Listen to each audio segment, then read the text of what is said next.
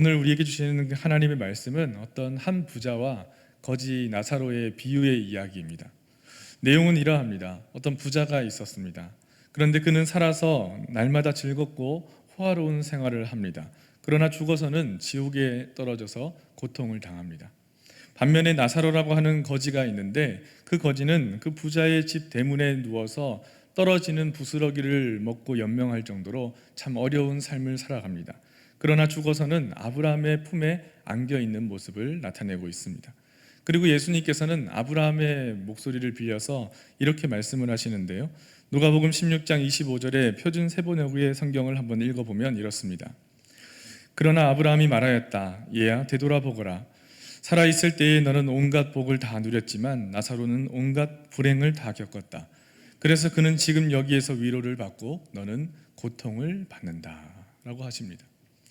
여러분, 이 비유를 통해서 예수님께서 전달하고자 하시는 어떤 말씀의 메시지는 무엇이겠습니까? 단순히 부자는 지옥에 가고 가난한 자는 아브라함의 품에 안기니 너희가 죽음 이후의 삶을 위해서 지금의 부와 재물을 조금 멀리하고 가난하게 사는 것이 더 좋다라고 하는 말씀을 하시는 것일까요? 아니면 가난해도 지금은 힘들어도 하나님의 품에 안길 때를 생각하면서 천국을 사모하며 힘을 내어서 소망 중에 살아가라라고 하는 격려의 말씀일까요? 아마도 이 이야기를 이렇게 단순하게 이해하기는 조금 어려울 것입니다.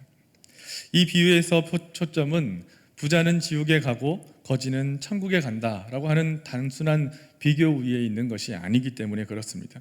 오히려 예수님께서 쭉 진행해 오시며 공생애를 살아오시면서 제자들에게 계속적으로 전달해 오고자 하셨던 예수님의 말씀의 흐름을 알고 이 비유를 받아들이고 또 이해를 해야만 깨달을 수 있을 텐데요. 본문 말씀에 앞서서 예수님은 불의한 청지기에 대한 비유를 또한 말씀해 주고 계십니다. 예수님은 어떤 사실을 말씀하실 때에 비유라고 하는 방법을 늘 사용해서 말씀해 주셨습니다. 이 비유라고 하는 것은 어떤 추상적인 개념들, 그러니까 우리가 막연하게 알고 있는 그 개념들을 조금 더 구체적으로 또 현실적으로 또 더 다가오는 방법으로 사용되기, 이해할 수 있도록 사용하는 그런 방법이라고 할 수 있는데요. 불의한 청지기의 비유를 봐도 재물에 대해서 욕심을 내는 불의함이 나타납니다. 그리고 그 불의한 재물의 유혹에 흔들리는 한 사람이 나타나죠. 그를 결코 주님 앞에서 온전하다 할 수 없다라고 하는 것이 그 내용의 핵심일 것입니다. 그러니까 재물 앞에서 불의한 그 청지기는 결코 하나님 앞에 온전한 자가 아니다라고 하는 것을 명확하게 전달하고 있다라고 하는 것이죠. 누가복음 16장 13절에서는 이렇게 결론을 이야기하고 있습니다. 집 하인이 두 주인을 섬길 수 없나니 호기를 미워하고 저를 사랑하거나 호기를 중히 여기고 저를 경히 여길 것임이니라.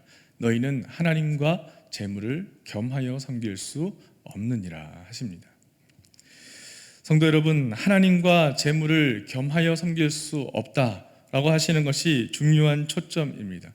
불의한 청지기의 이야기를 하시면서 하나님과 재물을 결코 같이 섬길 수 없다라고 하는 그 관점을 이야기하시는데 그것이 결국 오늘 본문에 나오는 내용과도 연결이 되어지고 있습니다.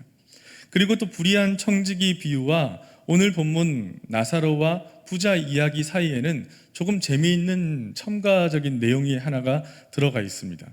그것이 무엇이냐면 누가복음 16장 14절에 이렇게 이야기를 하는데요. 바리새인들은 돈을 좋아하는 자들이라 이 모든 것을 듣고 비웃었다 이렇게 이야기를 합니다. 여러분, 돈을 좋아하는 바리새파 사람들이 잠깐 끼어듭니다. 바리새파 사람들이 돈을 좋아하는데 하나님과 재물을 겸하여 섬길 수 없다라고 하시는 불의한 청지기 비유의 이후에 예수님의 결론을 비웃고 있다라고 하는 것입니다. 여러분, 바리새파 사람들이 예수님의 말씀에 가장 중심되는 초점을 비웃고 있는 상황인 것입니다. 왜 그럴까요? 아마도 바리새파 사람들이 예수님이 하시는 말씀이 틀렸다라고 생각하기 때문에 비웃는 것이죠. 잘못되었다라고 생각하는 것입니다.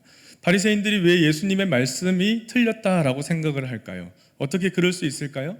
아마도 그들은 그냥 하는 이야기가 아니라 그들이 가지고 있는 절대적인 기준, 율법과 전통에 비추어서 결론을 내리는 것입니다. 그러니까 그들이 가르쳐왔고 들어왔고 지켜왔던 율법과 전통의 그 기준 안에서는 예수님의 지금 그 말씀이 틀렸다라고 판단되어질 수 있는 상황이었던 것이죠. 아마도 이럴 것입니다. 그 바리새인들이 믿고 또 고백하는 전통적인 세계관 안에서 재물이라고 하는 것은 하나님의 축복입니다. 하나님의 축복의 증거였고 하나님 보시기에 의로운 사람이기 때문에 재물을 주셔서 부자가 되게 해주셨다라고 여기는 것입니다. 맞는 말인 것이죠. 너희 자손이 번성하여서 대대손손 하나님의 복을 누리게 하시겠다라고 하는 하나님의 축복인 것입니다. 그들은 모세가 신명기 30장에 이렇게 고백한 것을 근거로 하고 있는 것이죠.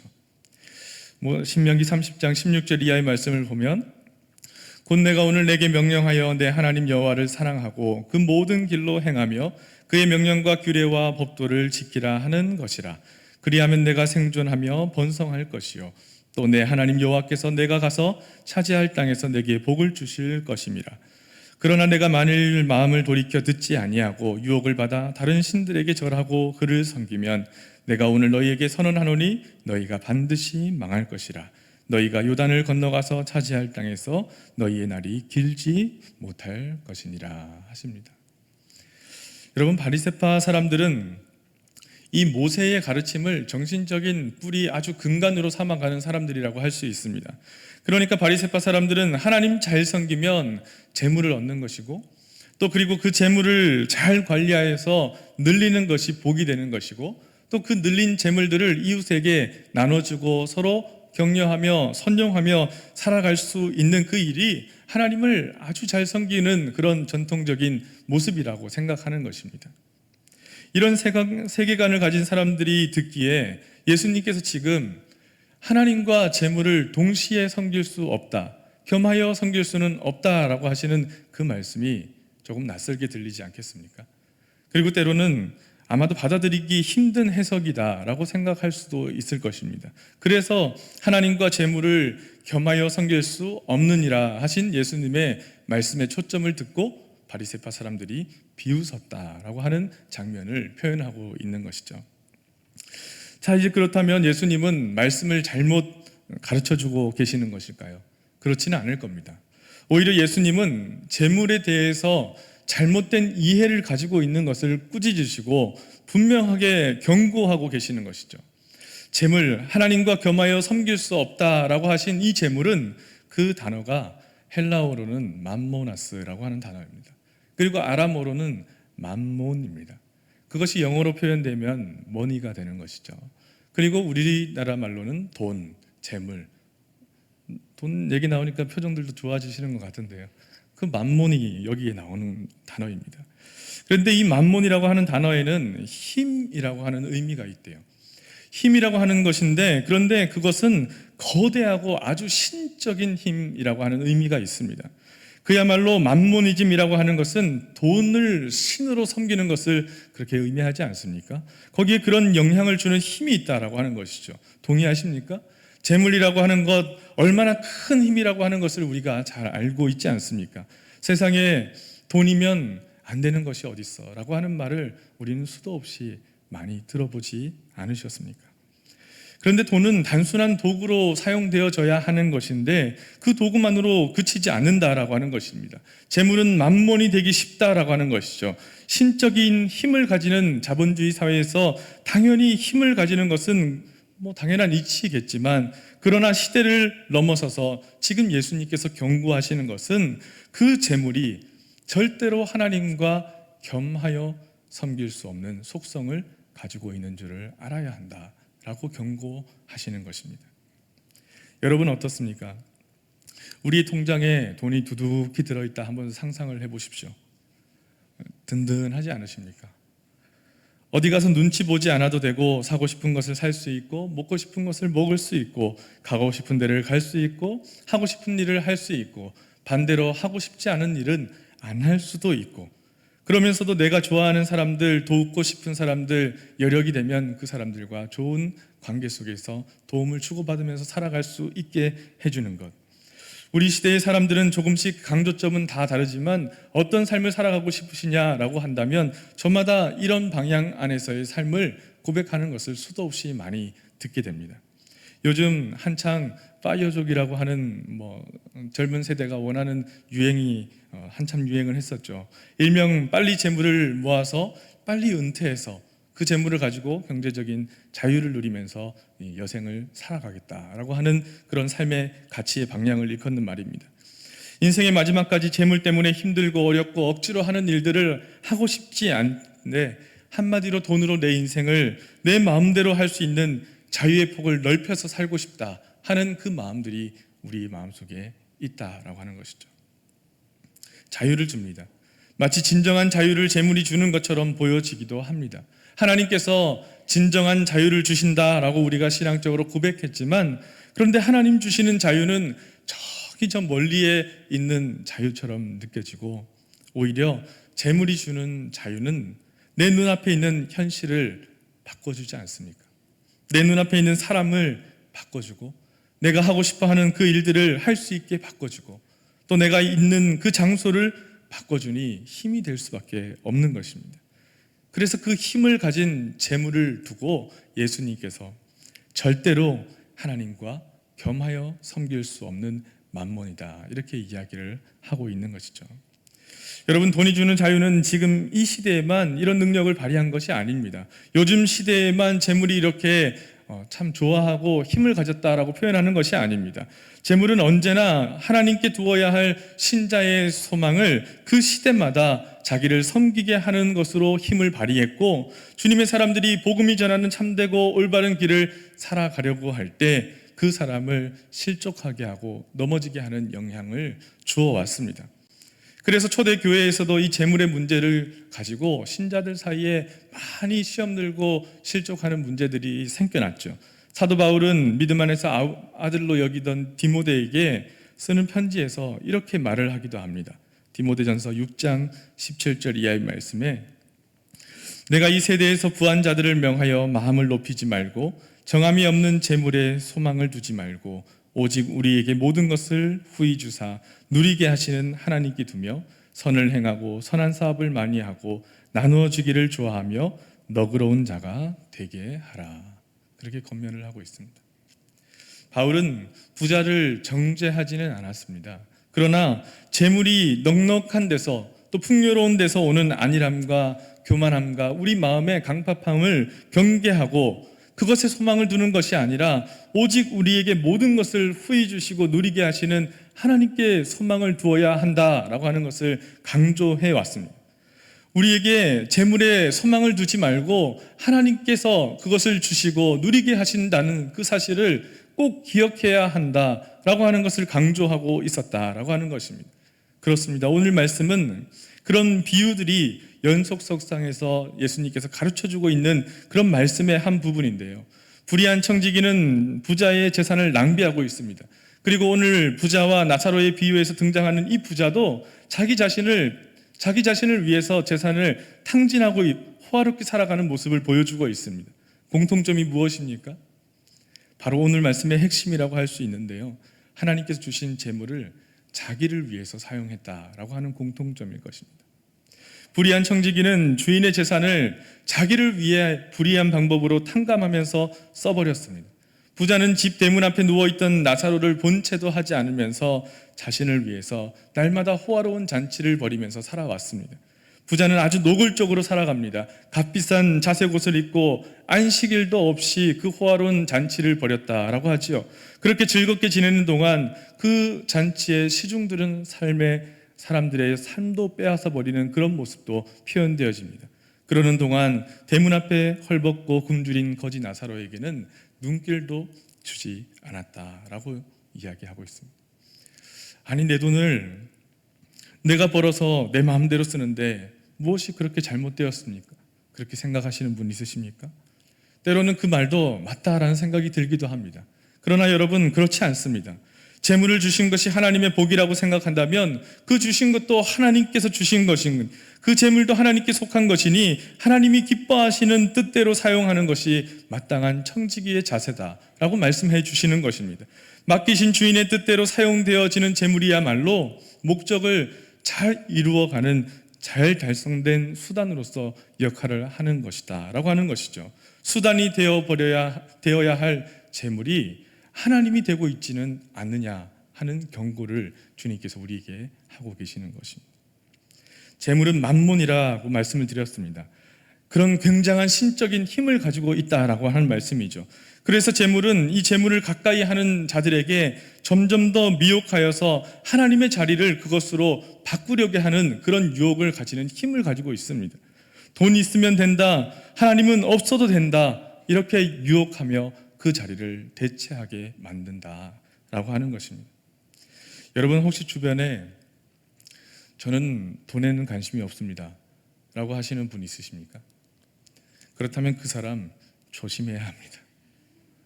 저는 돈에는 진짜 관심이 없습니다 하시는 분 있으십니까? 그러면 그분 정말 경계해야 되는 거예요. 이거 팔아서 남는 거 하나도 없습니다 하시는 과일 가게 사장님의 말씀과 같은 맥락이지 않겠습니까? 그만큼 돈에 관심 없는 사람이 되기는 참 어려운 시대입니다.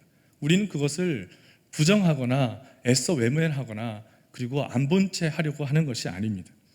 예수님께서 재물에 관심이 없으셨을까요? 아닙니다. 예수님의 가르침을 보면 오히려 재물에 대해서 굉장히 많은 이야기들을 이야기해 주십니다.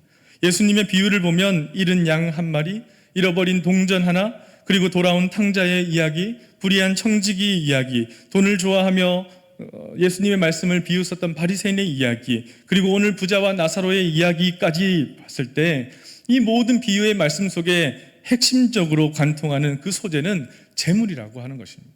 돈, 만몬에 대해서 이야기하고 있다라고 하는 것이죠. 그리고 예수님께서는 분명한 말씀을, 가르침을 주십니다. 분명한 태도를 보여주시는데 하나님과 재물을 겸하여 섬길 수 없다라고 가르쳐 주시는 것입니다.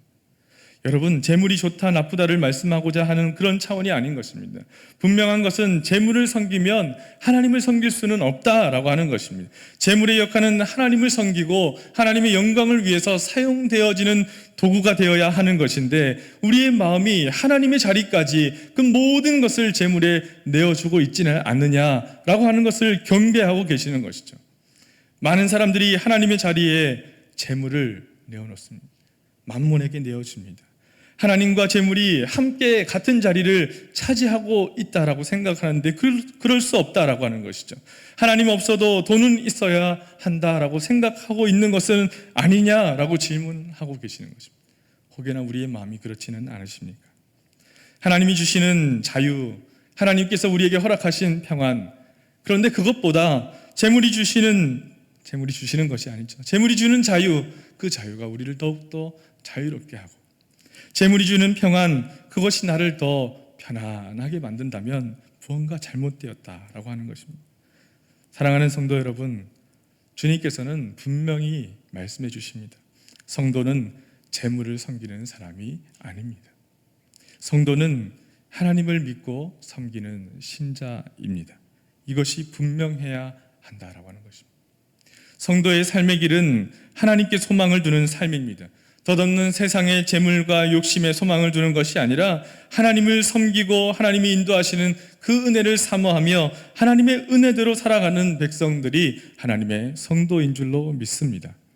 재물이 중요하지 않다, 돈이 중요하지 않다라고 하는 말씀을 드리고자 하는 것이 아닙니다. 그러나 예수님께서 그러하셨듯이 우리의 마음의 소망이 재물에 있어서는 안 된다라고 하는 말씀을 드리는 것입니다. 왜냐하면 결코 분명히 재물과 하나님은 동시에 섬길 수 없기 때문인 것이죠. 재물이 왜 중요하지 않겠습니까? 그러나 너무 중요하게 여겨져서 그것이 아니면 안 되고 하나님보다 더 의지하는 것이 되어버린 그 세상 속에서 재물로 인해서 교회가 무너지고 재물로 인해서 믿음이 무너지고 재물로 인해서 사랑이 없어지고 옳고 그른 것이 다 재물로 인해서 허물어지는 시대를 살아가고 있는데 우리도 거기에 파묻혀서는 안 된다라고 하는 것이죠. 오히려 하나님께 소망을 두고 재물도 복도 하나님 주시는 은혜의 도구로 사용되어지고 사용할 수 있는 은혜와 복을 충만히 누리시는 성도님들의 삶이 되시기를 축복합니다. 우리 이제 민족의 명절인 추석을 앞두고 있습니다. 가족들을 만나면 어떤 이야기를 나누시겠습니까? 제가 이렇게 지나보면서 생각을 해보니 가족들이 모이면 한결같이 재미있게 하는 것은 고스톱이요, 재미있게 듣는 이야기는 재테크와 돈 이야기며 또 아들 자랑, 자식 자랑, 자녀 자랑, 이런 것들이 주를 이룬다라고 하는 생각이 들었습니다.